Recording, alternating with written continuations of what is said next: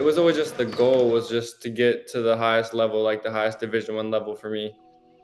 Goals are set in place to be reached. This week, Newport's Cooper Flagg officially realizing that long-time goal, announcing his commitment to Duke University for next fall. Growing up, my mom was a big Duke fan, so like all the games were always on, things like that. Just being able to grow up and watch like the players at Duke. So when I'm on a mini hoop, I'm imagining myself being like Duke players. It's been a long journey from that mini hoop to the top-ranked recruit in his class, one that started with 4-hour round trips up and down I-95 in grade school for AAU practice. I think it was always really serious for me, and I always just loved competing, and I think basketball just kind of was my niche from the very beginning. And I think since second grade, I was on a fifth grade AAU team, and from there, kind of just like I just didn't look back. From second grade to high school, Cooper and his brother Ace played against older competition, and when they took the court with other sophomores this summer at Peach Jam, that really showed up.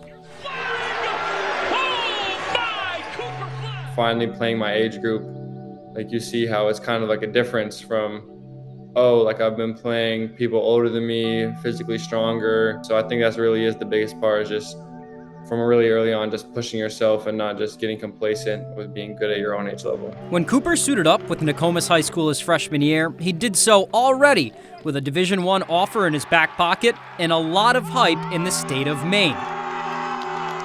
Back then, they saw that hype as noise and did their best to block it out. We look at anything outside of our expectations as coaches and players as noise, and we really are going to block out all the noise. And then Cooper became the Gatorade Player of the Year, the first freshman in Maine to do so, and helped the Warriors bring home their first boys gold ball.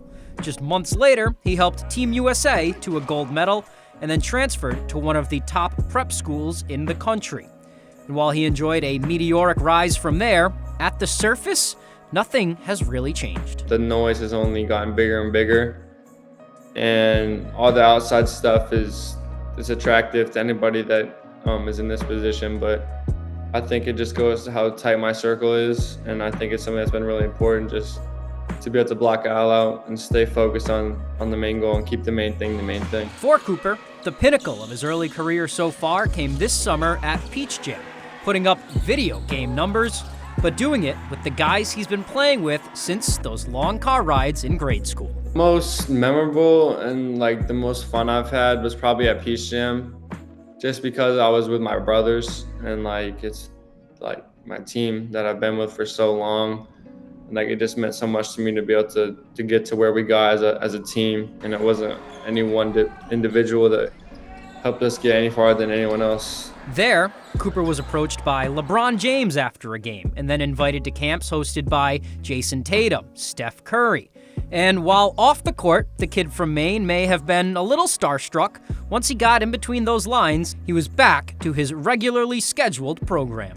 You do have a sense of being starstruck when you first see them. But then when it comes down to it, once I get on the court, for me really is when the switch kind of flips.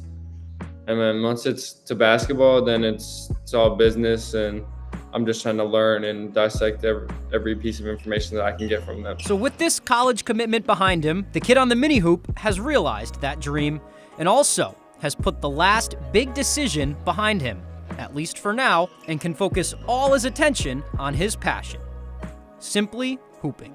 I'm really happy with my decision, and so I'm just glad that it's all kind of over, and I just feel that sort of relief. I feel like we've always kind of had like a overhanging decision that we've been making, but I think right now I feel like the most clarity I've had in a long time, and I feel really focused and really ready for the season to kick off.